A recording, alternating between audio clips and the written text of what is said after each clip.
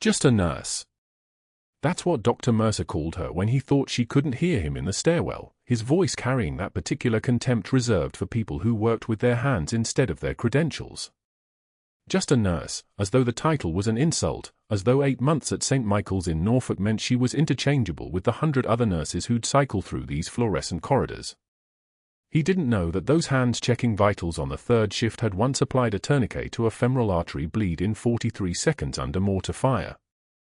He had no idea that the quiet woman in the pale blue scrubs, the one who moved through the unit like she was counting her own heartbeats, had spent 3 tours in a place where mistakes meant flag-draped funerals. What happened next didn't just silence the room, it ended his career. The night shift started like every other night at St. Michael's, with the particular silence that only hospitals maintain after midnight, a kind of held breath between the chaos of day and the emergencies that arrive when most people are sleeping. Brooke Sullivan clocked in at 2,247 hours, the fluorescent lights above the nurse's station casting her in that colorless glow that made everyone look either exhausted or haunted or both. She hung her jacket on the hook inside her locker, the faded 3rd Infantry Division patch sewn into the lining pressing against the metal like a secret, and pulled her blonde hair back into a regulation bun, the kind of hairstyle that signaled competence and distance. 8 months at St. Michael's, 8 months of keeping her head down, her voice measured, her movements precise. 8 months of being just a nurse. She picked up her assignment, for patients on the 3rd floor, including the routine morning vitals that would start in 2 hours, and headed for room 347. Sergeant Davis lay in the hospital bed like a monument to a person who used to exist.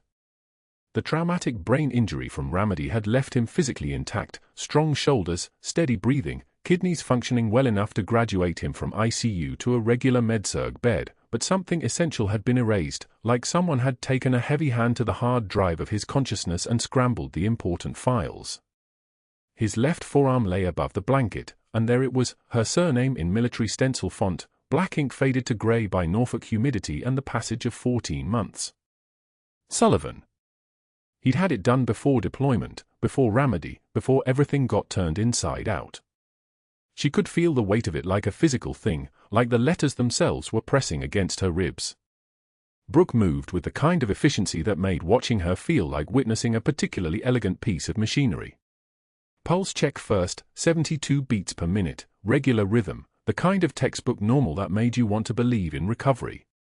She inserted a new line in the crook of his elbow with a 20-gauge catheter, her hands moving on their own, the muscle memory of field medicine so deeply embedded in her nervous system that her civilian nursing degree felt like a costume she wore during business hours. The needle went in smooth. One motion, no hesitation. His eyes, those vacant, grey-blue eyes that used to crinkle when he laughed, didn't track her movement, didn't register anything except the vague discomfort of the needle. She'd been there in Ramadi. She'd carried him 3 blocks, his full weight against her shoulder, his blood mixing with hers, the sound of gunfire so close it felt like it was happening inside her skull. Muscle memory. That's what the civilian doctors at Walter Reed called it. The body remembers what the mind forgets. She'd asked them once if that meant the reverse was also true, if the mind could forget what the body remembered, but they'd just written something in his chart and ordered an MRI. Brooke taped the foresight with clinical precision and checked his fluid balance, her movement so practiced that there was no wasted motion, nothing unnecessary. Just a nurse, checking vitals. Just a nurse, moving through the dark hallway with her badge clipped to her scrubs, her hand touching a man who didn't recognize her and probably never would. At 0600 hours, Dr. Marcus Mercer arrived for morning rounds, and that's when everything crystallized inside him into something hard and resentful and hot. It started in room 351 with a simple request.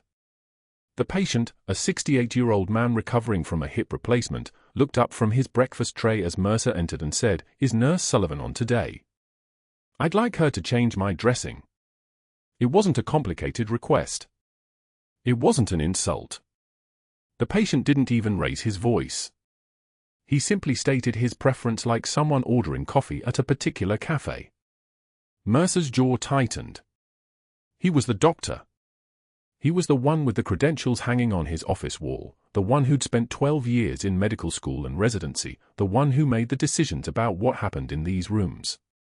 And yet the patient was asking for the nurse. The nurse. The woman who'd never even attended a 4-year university, who had an associate's degree from some community college nobody'd ever heard of, who somehow, and this infuriated him more than anything else, had made every patient on this unit request her specifically. She had that quality that couldn't be bought or earned through credentials. It was just there, like some people had blue eyes or tall frames. Competence.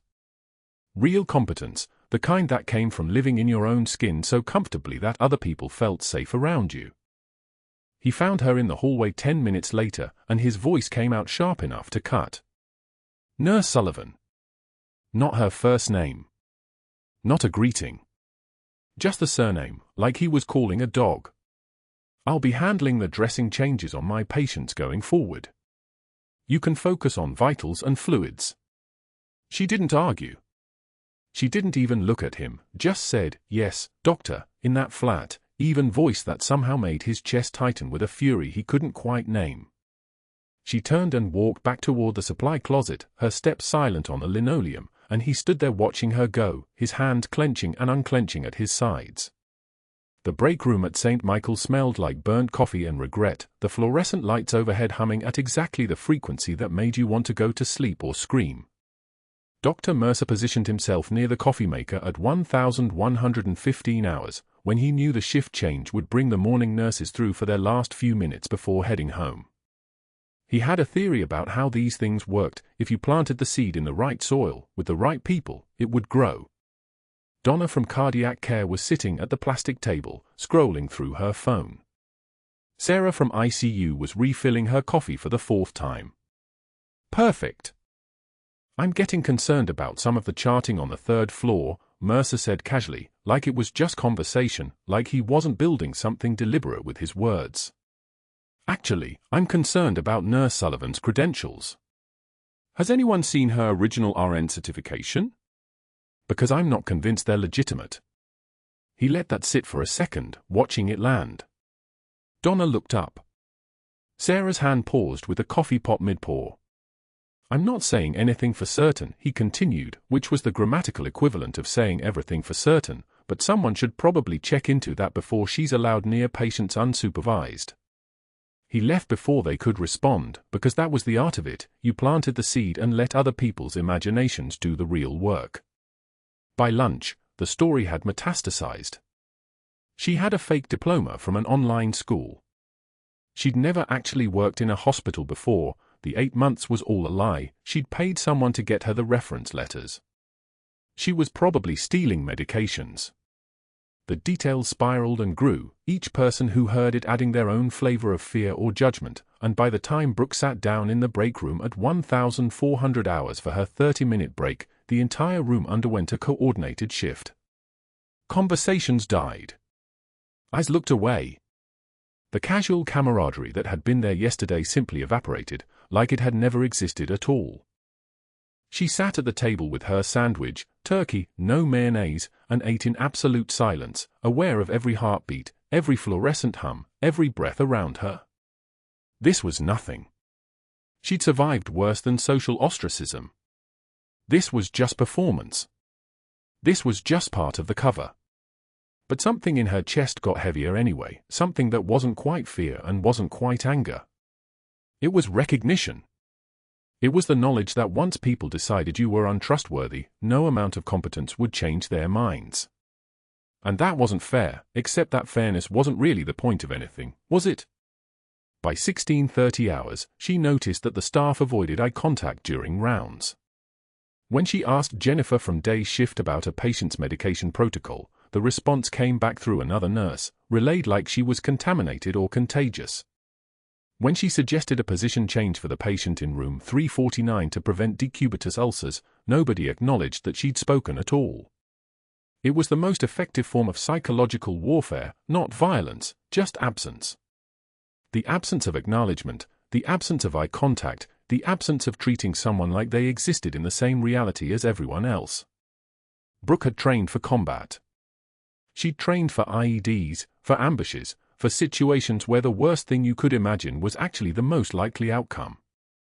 But she hadn't trained for this.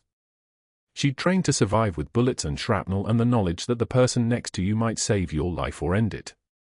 She hadn't trained for the particular cruelty of collective silence.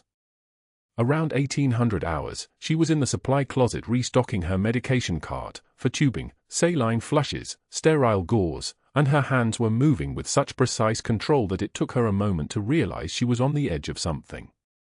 Not fear. Never fear.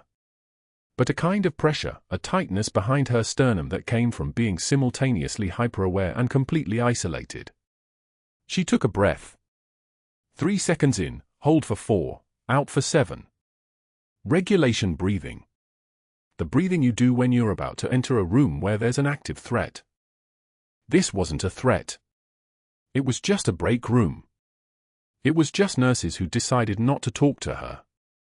It was just office politics, the kind of thing that happened in hospitals and law offices and corporate cubicles everywhere. But it was also the setup phase of something larger. She could feel it the way she'd learned to feel danger, not through logic, but through the particular frequency of the air itself, the way oxygen molecules seemed to press differently against your skin when something bad was about to happen. At 1945 hours, Dr. Mercer posted a formal write-up on the unit board. It was there when Brooke came around the corner near the printer, her hands full of medication administration records, and she saw it from 12 feet away. The header read, Medication Error Report, Nurse Sullivan, Incident Dates 04-12 through 04-14. She didn't need to read the details. She already knew what they'd say. Dosing errors that never happened. Charting inconsistencies that didn't exist. Documentation of a pattern of behavior that was nothing but fiction, carefully constructed and officially sanctioned. It was brilliant, actually. It was competent. It was the kind of thing that looked legitimate enough to create real damage, and it was signed with Mercer's name and title like he'd just handed her a death sentence on hospital letterhead. She stood there for 14 seconds, reading it twice, her photographic memory, another gift from combat training, capturing every word. Then she turned and walked away, her movements exactly as composed as they'd always been, her face exactly as neutral, her heart rate exactly as controlled. Just a nurse, being crushed under the weight of accusations that nobody would bother to verify because the accusations had already done their job. The hallway outside room 347 smelled like floor cleaner and antiseptic, that particular combination that made the back of Brooke's throat close. She was checking the monitor readout on her tablet when Dr. Mercer appeared at her left shoulder, not walking past, not checking on a patient, but deliberately positioning himself between her and the doorway where Sergeant Davis lay. Sergeant Davis's sister stood in the frame, one hand on their mother's shoulder. Their father sat in the vinyl chair beside the bed, reading a 3-day-old newspaper that no one had bothered to throw away. Nurse Sullivan. Mercer's voice carried the particular tone of a man who had rehearsed this moment. Your dangerously incompetent medication charting has been flagged again. Brooke did not move. She held the tablet steady at her hip. Perhaps nursing school didn't cover basic documentation, Mercer continued, pitching his voice to carry down the hallway. 2 nurses at the station turned to listen. A resident paused with her coffee halfway to her mouth. Or perhaps you simply lack the intellectual capacity for this profession. In room 347, Sergeant Davis's eyes tracked toward the sound of voices. His traumatic brain injury had stolen 9 years of memory, everything after Ramadi, everything before his family found him in a VA hospital with her name tattooed on his forearm in faded blue ink. His eyes passed over her face with no recognition, the way a man might notice a chair moving in his peripheral vision. Nothing more. Brooke met Dr. Mercer's eyes. Her face was absolutely still. Her heart rate was absolutely controlled. She had been shot at by trained insurgents in Sanjin Valley and had not flinched. She had held a child's hand while waiting for a medical evacuation helicopter that took 14 minutes to arrive. She had watched men die. She had made men live. A doctor's jealousy, no matter how orchestrated, no matter how loud, registered as noise. I'm recommending immediate suspension pending credential review, Mercer said. His hands were trembling slightly, not from anger, Brooke understood. From anticipation. He was enjoying this. Patients deserve actual medical professionals, not. She let the silence stretch. 2 full seconds. The hallway held its breath. "Your insecurity is showing, doctor," she said. Her voice sounded like it came from the bottom of a well, clear and cold and final. "You might want to get that checked." She turned and walked away, not quickly, not slowly. Each footstep even and measured, her shoulders level, her spine straight. She did not look back at the room where Sergeant Davis watched her leave with blank eyes. She did not look at the nurses at the station, whose faces had arranged themselves into carefully neutral masks. She did not acknowledge the sound of Mercer's jaw tightening behind her, the particular quality of silence that meant he had not expected a response at all, much less one that would follow him into his own thoughts like a ghost. Sergeant Davis's sister was still watching the spot where Brooke had been standing when his family turned their attention back to the bed. Their mother's hand was shaking slightly on the vinyl armrest. That evening, Brooke sat alone in the break room with her lunch, chicken and rice in a plastic container, the kind of meal that tasted like nothing, the kind designed to disappear without being tasted. The door opened. 2 nurses came in, mid-conversation. The moment they saw her at the corner table, they stopped speaking.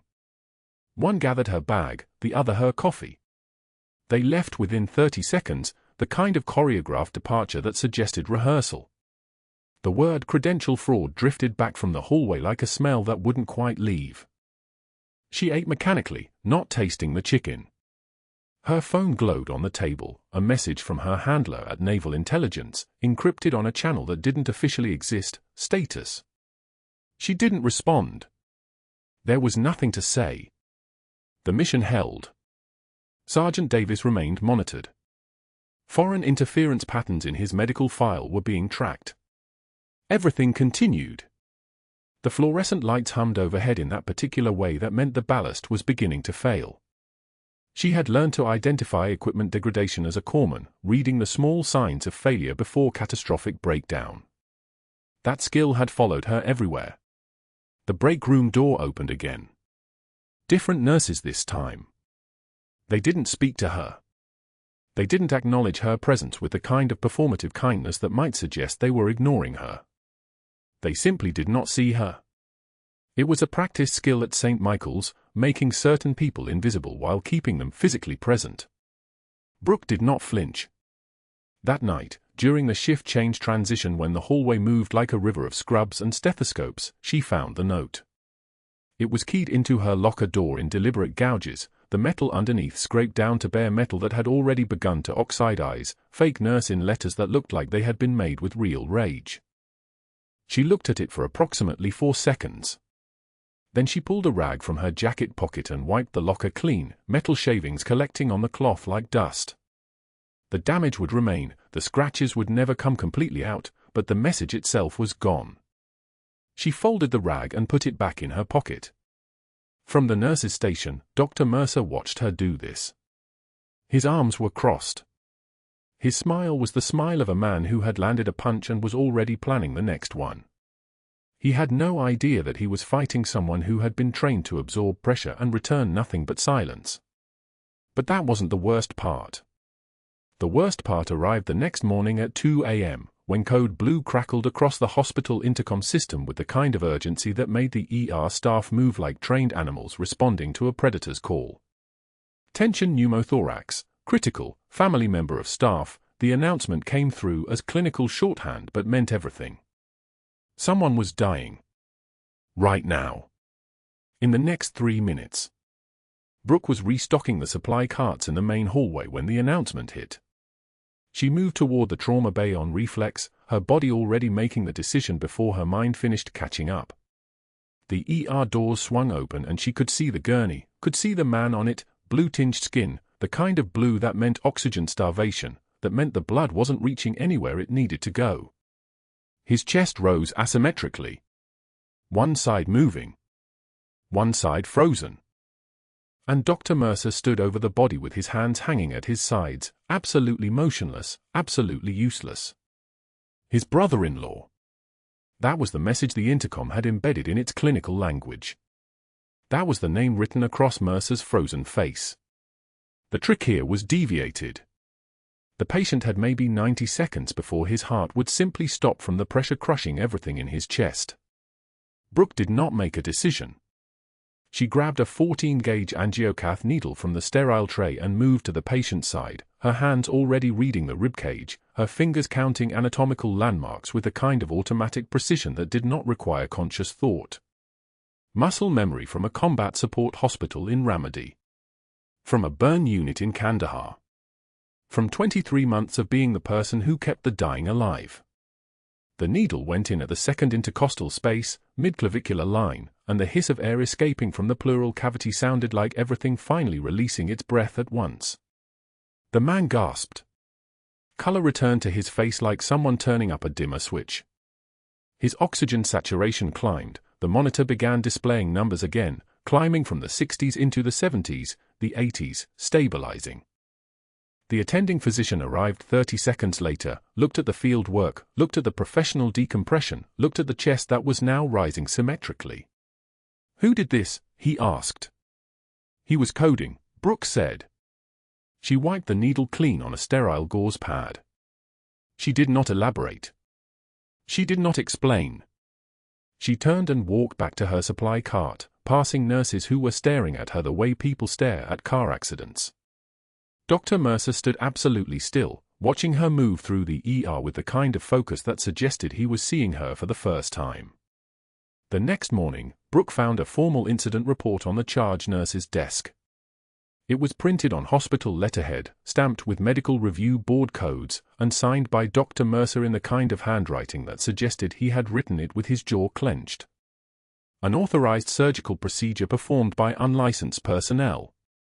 Nurse Sullivan violated hospital policy for .7.2, exceeded scope of practice, demonstrated pattern of boundary violations. Immediate termination recommended.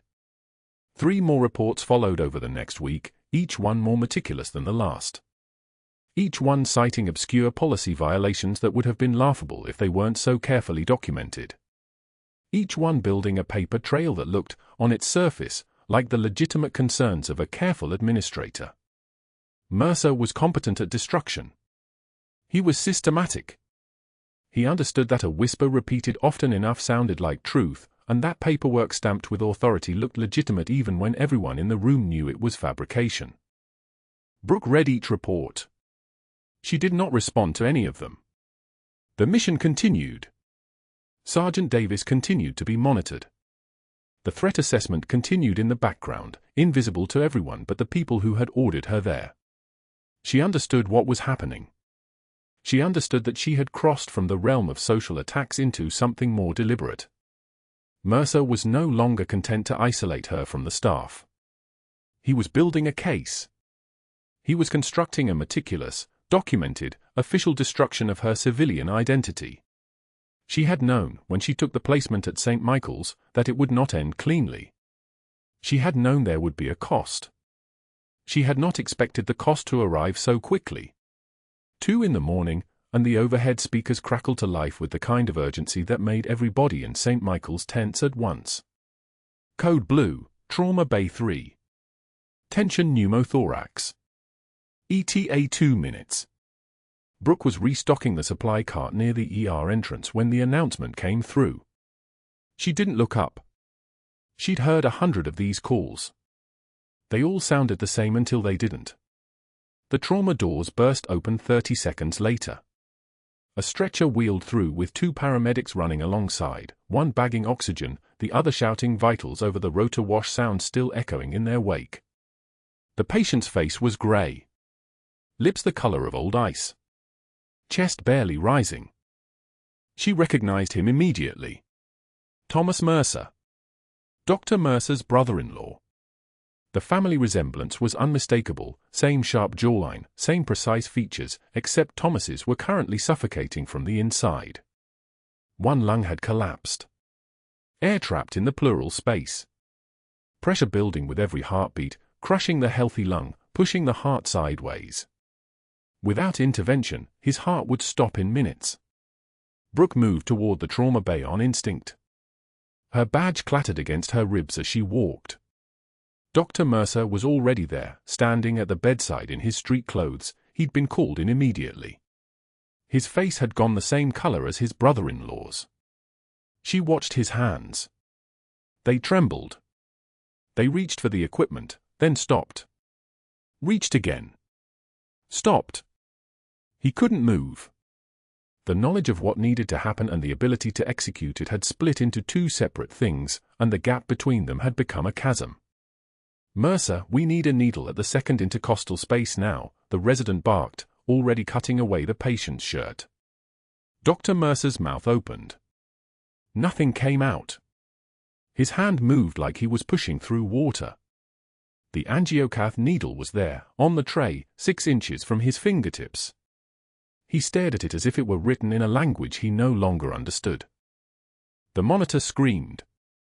Heart rate dropping. 80. 70. Pressure collapsing. 58. This was the moment where the patient died. Not from the pneumothorax itself, but from the paralysis of the people trying to save him. From indecision. From fear.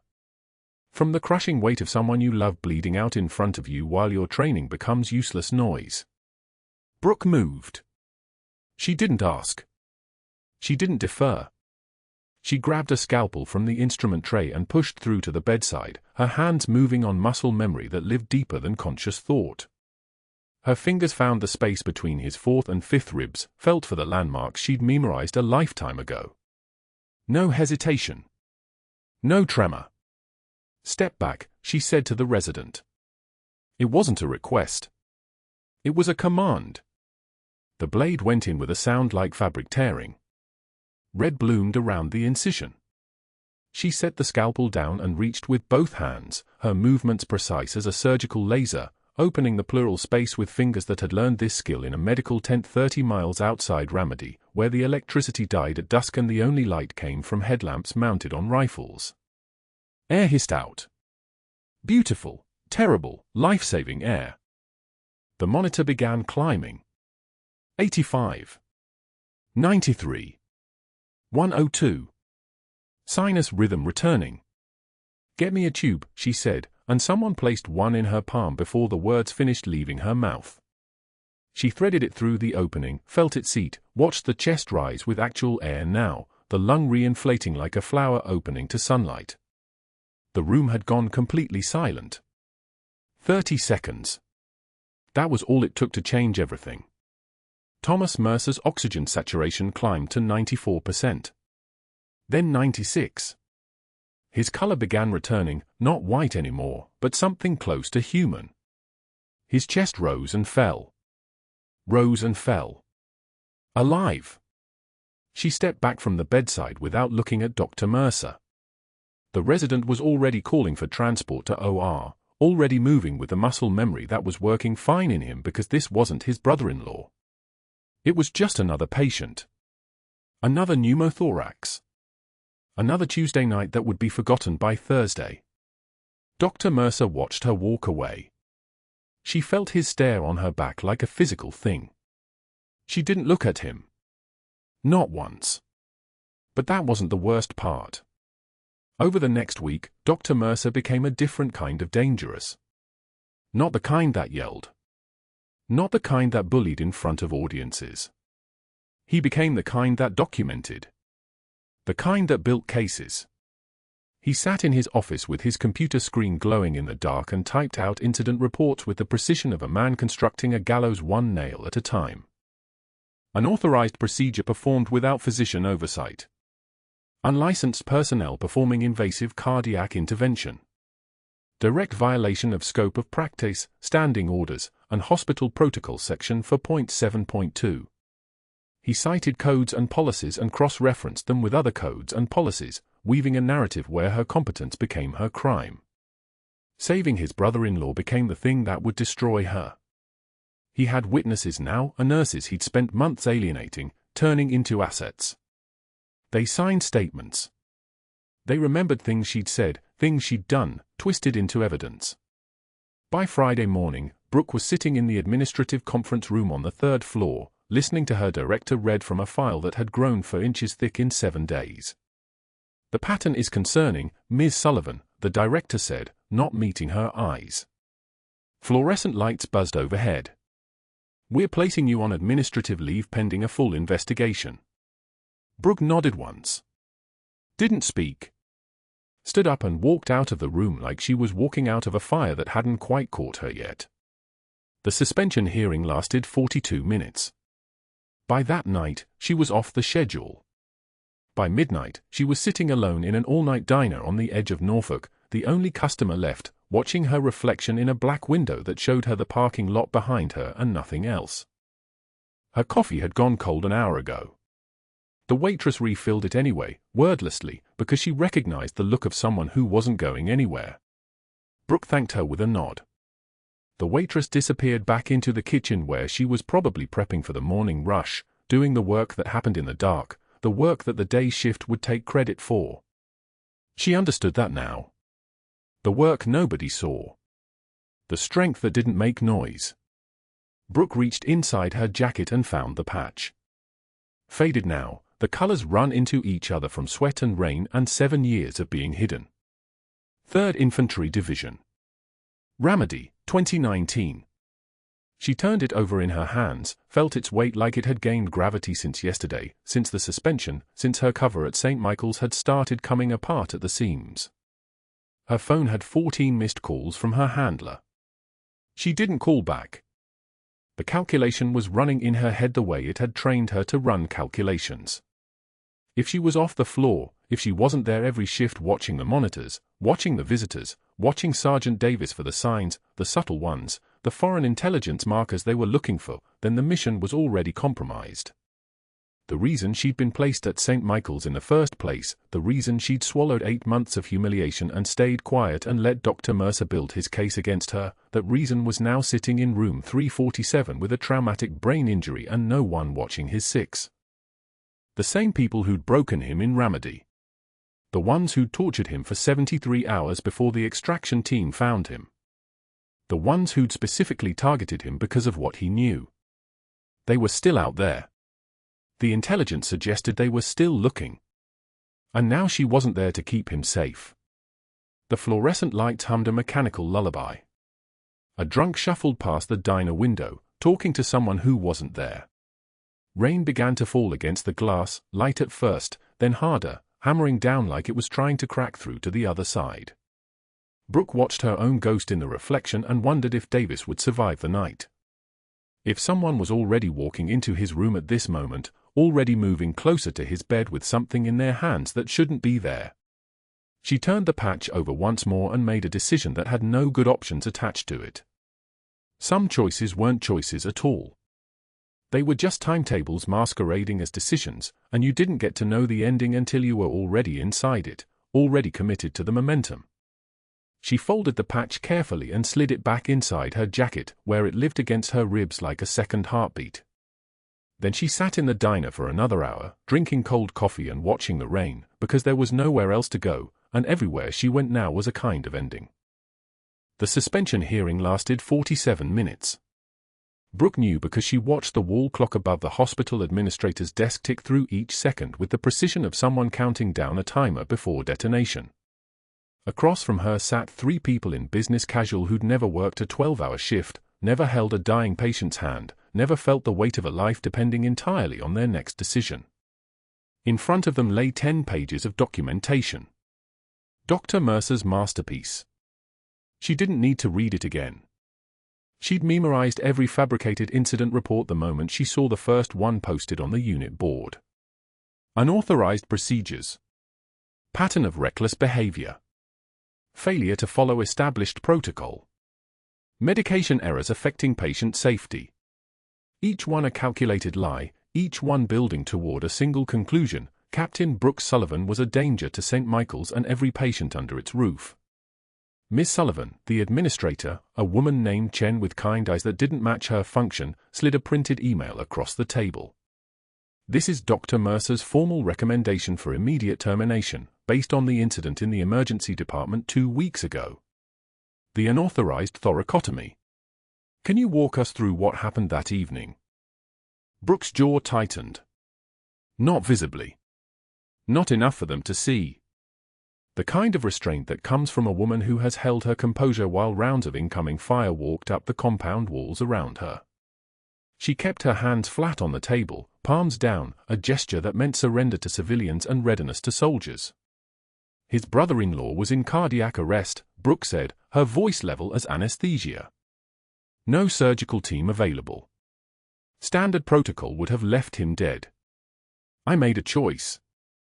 Without authorization, said the second administrator, a man whose name tag identified him as Director Hayes, whose Rolex gleamed with the weight of someone who'd never performed CPR and never would. You violated Section 4.2.1 of the hospital's nursing scope of practice.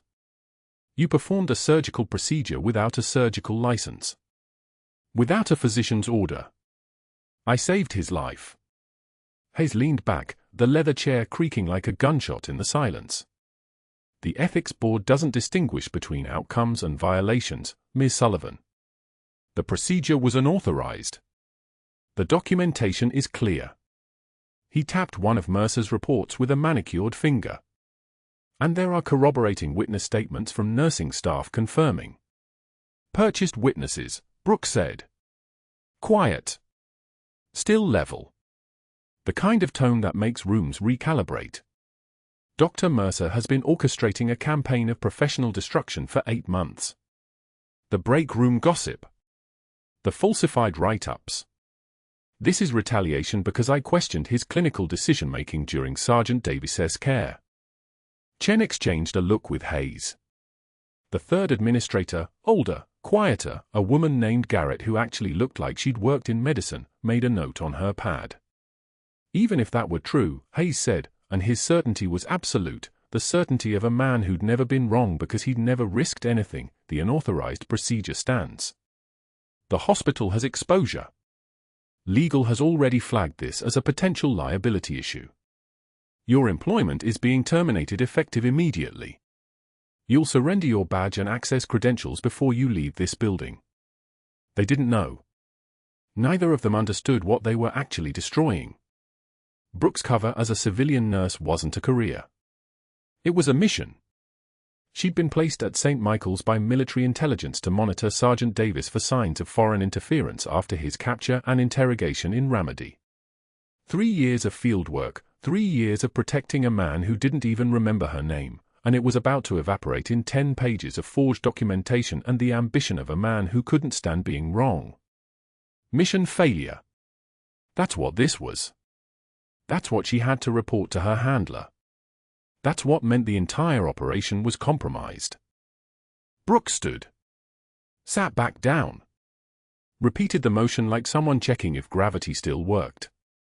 Then she stood again and walked out without another word, and they didn't stop her because they didn't understand that the quietest people in the room are sometimes the ones holding everything together. The next morning came grey and sharp, the kind of Norfolk dawn where the air tastes like rust and diesel. Brooke knew she had a window, maybe 6 hours before HR deactivated her badge, before the hospital locked her out completely. She drove to St. Michael's with a cup of coffee that tasted like pennies and a hand that was steady enough to slide her badge through the security reader at the employee entrance. The light blinked green. Not yet. They hadn't pulled it yet. The stairwell echoed with her footsteps. 3rd floor. East wing. Room 347. Sergeant Davis was awake, but awake wasn't the right word. His eyes were open, his body was moving, but his mind was somewhere in the space between Ramadi and Norfolk, caught in the gap where traumatic brain injury leaves its victims, conscious but lost, aware but untethered. He was pulling at his 4, the monitor beeping its accelerating rhythm like a siren tuning up for the chorus. His sister sat beside him, trying to press his hand back to the bed, speaking in the soft voice people use with children and the dying. Marcus, baby, you need to stay calm. The door opened. Dr. Mercer entered with 2 security guards flanking him like bookends, his face wearing the expression of a man who'd finally maneuvered his opponent into checkmate. Behind them came the orderly, the one Brooke had always clocked as wrong, the one who asked too many questions about Davis's visitors, the one whose eyes tracked her movements with the precision of someone on a payroll. Miss Sullivan, you're trespassing, Mercer said, his voice carrying the satisfaction of someone reading from a script he'd rehearsed. You were terminated yesterday. Remove her. Now. Brooke stepped between the guards and the bed in a single movement so fluid it looked choreographed. Her hands came up, palms visible, the international gesture for unarmed and dangerous. He's having a PTSD episode. His parasympathetic system is going into overdrive. You sedate him aggressively right now, his core systems go into shock. He needs someone who recognizes what's happening. You're fired. Security, escort her out. One of the guards reached for her arm. His hand found nothing but air because Brooke had already pivoted, her shoulders squared to block both the bed and the door. It was in this moment, the moment of maximum vulnerability, the moment when all her attention was focused on protecting the patient, that the orderly moved.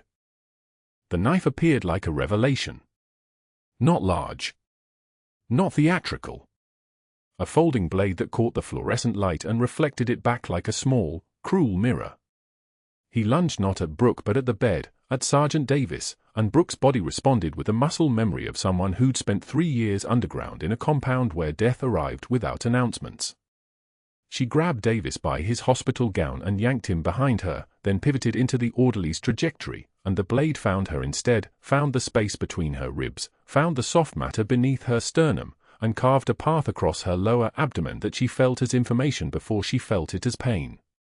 Pain was data. Pain was location and depth and severity. Pain was feedback from a nervous system still processing the fact that her body had just been opened by sharpened steel.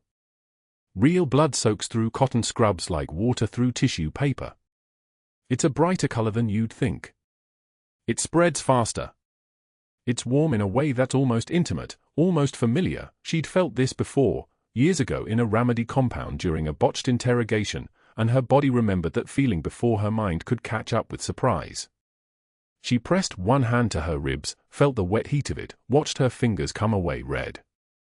The orderly was still moving, still reaching for the bed, and Brooke's other hand found the metal for stand, 18 pounds of aluminum and steel, perfectly balanced for leverage, and swung it like a bat.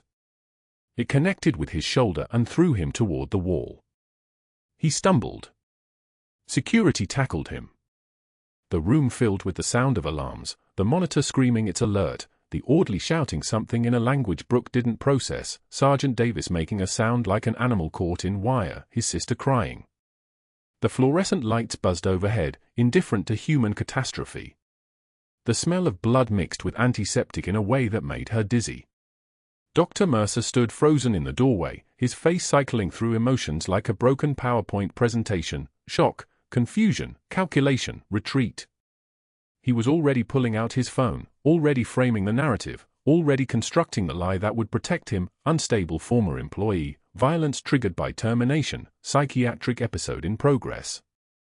Brooke saw it all in the micro-expressions of his face, and she understood that he'd prepared for every possible outcome except this one. She sat down on the edge of the bed. Didn't mean to. Her legs just stopped working.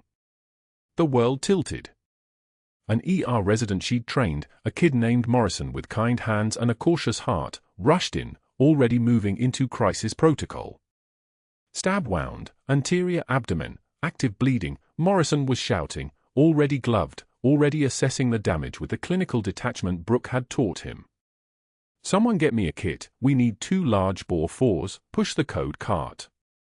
A nurse was starting an 4 in her arm, someone else was cutting away her scrubs, and through the chaos Brooke could see Sergeant Davis's sister kneeling beside her, tears running down her face, whispering thank you like a prayer.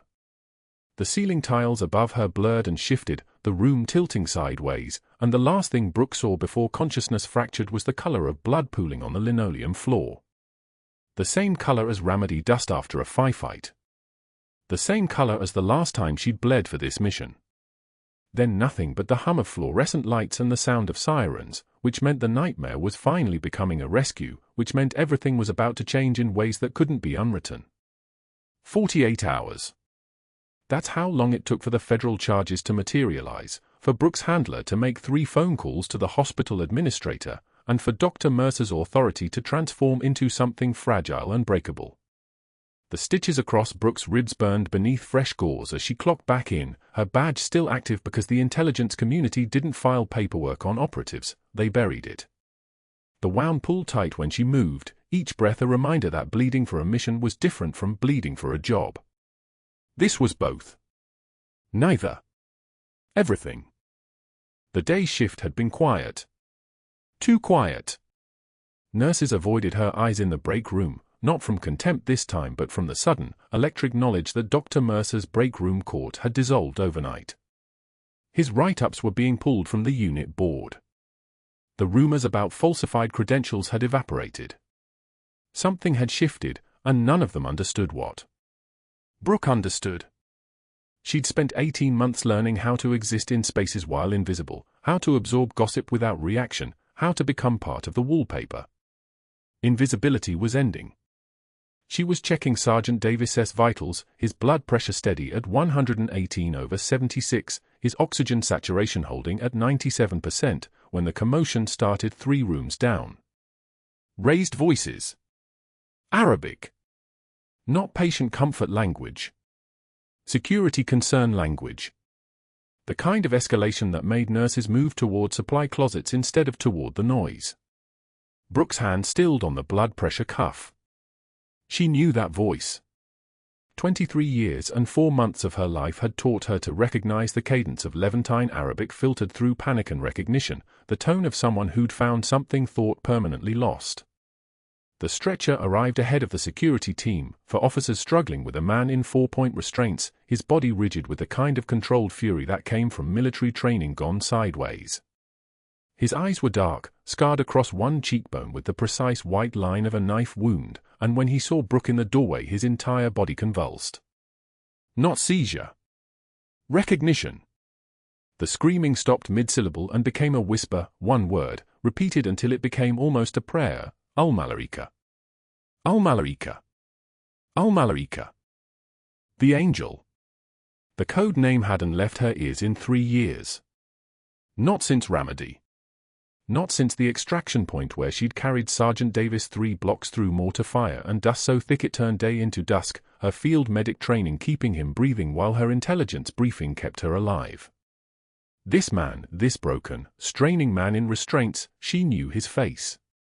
Not from the hospital. From before. From the compound in the Jolan district. From the night she'd gotten out with the target asset and left 7 men behind to secure the perimeter. Her handler's voice from 18 months ago, * we're watching this one. Intel suggests he turned. We need confirmation. *. Sergeant Davis's door. This man's eyes. The certainty in her chest like a weapon going hot. The security team was losing control, sedation protocol already being prepared, the charge nurse calling for additional staff, and that's when the Marine Corps colonel appeared in the doorway, not a security officer, not hospital personnel, just a man in dress blue uniform visiting a wounded brother in ICU, stepping forward with the automatic authority of someone accustomed to controlling rooms. His voice cut through the noise like a blade. Captain Brooke Sullivan. The room went dead silent. Silver star for Valor above and beyond in contested territory. He was reading from his phone, his delivery formal and precise, each word a public record being made public. Bronze star with Valor for independent medical operations under direct fire. Purple Heart. A pause. Second Purple Heart, 2011. The charge nurse's hand froze on the medication syringe. The security officers paused mid-restraint adjustment. In the corridor behind them, medical staff materialized, drawn by the words like iron filing pulled toward magnetism. Brooke's hand was still on the blood pressure cuff. She didn't move it. Didn't flinch. Didn't acknowledge that her entire operational identity was being announced in the fluorescent brightness of a hospital corridor at 2:27 in the afternoon. Dr. Mercer shoved through the gathering crowd, his face the color of someone drowning in air. His voice rose, fragmented, desperate, protocol violation. Unauthorized personnel. The patient requires, she's not even, this is a HIPAA violation, this is improper conduct. The elevator doors opened 30 seconds later. The 2-star general stepped out in dress uniform, her rank evident on her shoulder boards, her presence making the air pressure change the way only military authority could. Her eyes found Brooke immediately. She saluted, hand to temple, crisp and formal, and the gesture was so precisely choreographed that every person in the corridor understood it as a statement, *, you were right. You were always right. We know what you did. *. Captain Sullivan. Your duty is complete. It wasn't a question. It wasn't a request. It was a command wrapped in permission. The FBI agents arrived in her wake, 2 men in dark suits with a particular calm of people who'd been standing in the hallway for the last 8 minutes waiting for the right moment. One of them turned to Dr. Mercer with a folder that looked thin enough to be insulting. Dr. Marcus Mercer. You have the right to remain silent. The words that followed were noise. Brooke watched Mercer's face cycle through emotions like a machine with all its circuits firing at once: comprehension, denial, fury, the dawning realization that the universe had rearranged itself and he was no longer at the center. The agents explained the charges with the bureaucratic efficiency of men who'd done this hundreds of times: illegal access to sealed military personnel records, obstruction of a federal investigation, conspiracy with a foreign intelligence asset through the orderly he'd paid $300 a week to document Brooke's supposed medication errors. The orderly was working for Iranian intelligence, one agent said, voice flat. Monitoring Sergeant Davis. Your interference with this officer's assignment gave him exactly the access he needed. The knife attack wasn't a psychiatric incident, Doctor. It was an assassination attempt. The handcuffs clicked with a sound like a period ending a sentence. Dr. Mercer's voice cracked as the agents guided him toward the elevator. I was protecting patients. I have documentation. She violated protocol. She performed unauthorized. The agent reading him his rights didn't slow down. Didn't acknowledge the protest. The elevator swallowed them all, and in the silence that followed, the only sound was the ventilator in the ICU 2 rooms over, its mechanical breathing steady and indifferent. Nobody moved. Nobody spoke. Phones came out. Brooke's hand finally released the blood pressure cuff. She walked into Sergeant Davis's room and closed the door behind her. The man was sitting up now, his traumatic brain injury still stealing recognition even as his eyes tracked her with the intensity of combat training, the part of him that had survived Ramadi still present even if the conscious memory hadn't returned. She adjusted his full line with movements precise as surgery, careful around the bandages on her own ribs. Sullivan, he said. His voice was gravel. Years and dust and more to fire. I know that name. Get some rest, Sergeant. She moved to the door before he could say more.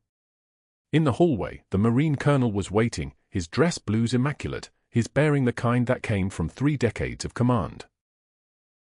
Permission to make a call. Make it, Brooke said. Your unit would want to know you're stateside. They've been looking for you. He was already dialing. 12 hours and they'll have personnel in transit. The 3rd Infantry Division doesn't forget its own. The stitches across her ribs pulled tight. In 6 months, that wound would fade to a thin white line, the kind of scar that told a story only to people who knew where to look. In 6 months, Dr. Marcus Mercer would be teaching CPR to disinterested community college students for minimum wage, his medical license suspended, his name attached to federal obstruction charges in every news article, his former colleagues having muted him from group chats weeks earlier. The man who had destroyed careers through whisper campaigns would spend his days pressing his palms against plastic dummies, breathing into plastic lungs, performing the resurrection of nothing. In the parking lot of St. Michael's, 200 soldiers in dress uniform formed a line at dawn. They'd driven from Fort Moore in Georgia, from Fort Campbell in Kentucky, from 3 states and 5 military installations, because the code name meant something to them too. Al-Malarika, the angel who'd carried one of their own through hell. Sergeant Davis stood at attention in his hospital discharge uniform, the tattoo on his forearm now matching the name on the uniform beside him. Captain Brooke Sullivan stood in army dress blues, her silver star catching sunlight, her bronze star with veiler visible, her purple heart pinned over her heart where it belonged. The general came down the hospital steps and pinned a commendation to her uniform. Mission complete, Captain. Welcome home. Brooke saluted. The formation saluted in response. In the windows behind them, hospital staff watched in silence. Nobody needed to announce who she was anymore. The uniform said it. The medal said it. The 200 soldiers who'd come to honor her said it. The quiet person in the room, the one the break room had whispered about, the one Dr. Mercer had tried to destroy, the one who'd bled for a patient without anyone knowing why, was finally visible. Subscribe for more stories about the people the world underestimates. Like and comment, what would you have done if you'd survived what Captain Sullivan survived? And share this with anyone who needs to remember that the quietest person in the room might just be the one holding it all together.